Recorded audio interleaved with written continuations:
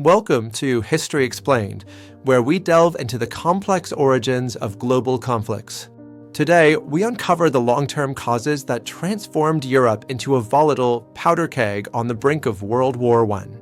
The early 20th century was a period of profound geopolitical tension, marked by a dangerous interplay of alliances, imperialism, militarism, and fervent nationalism. These powerful forces, simmering beneath the surface for decades, gradually eroded peace and set the stage for an unprecedented global catastrophe. One of the most significant factors was the intricate web of military alliances designed to maintain a balance of power, yet ultimately creating a domino effect. Germany, fearing encirclement, forged the Triple Alliance with Austria-Hungary and Italy, promising mutual defense.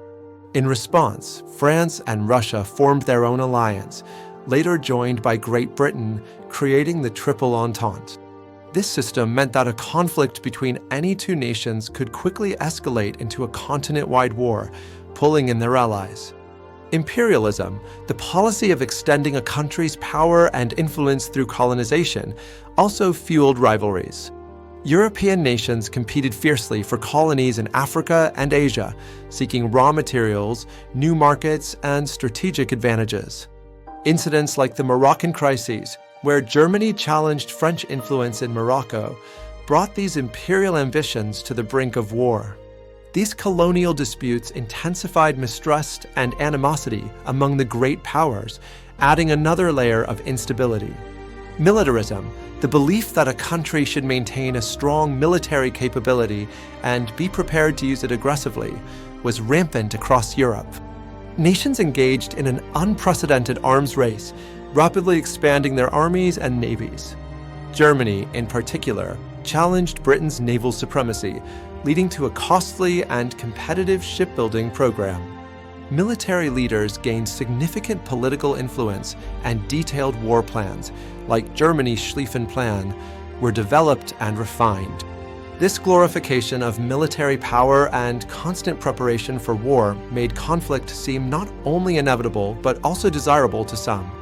Finally, nationalism, an intense pride in one's nation and a desire for self-determination, played a crucial role. In multi-ethnic empires like Austria-Hungary and the Ottoman Empire, nationalist movements among minority groups sought independence. The Slavic peoples in the Balkans, for instance, yearned for a greater Serbia, free from Austro-Hungarian rule, often supported by Russia. This created a volatile region known as the Balkan powder keg, where ethnic tensions and imperial ambitions clashed. Across Europe, extreme nationalism fostered a sense of superiority and distrust towards other nations, making diplomatic solutions difficult.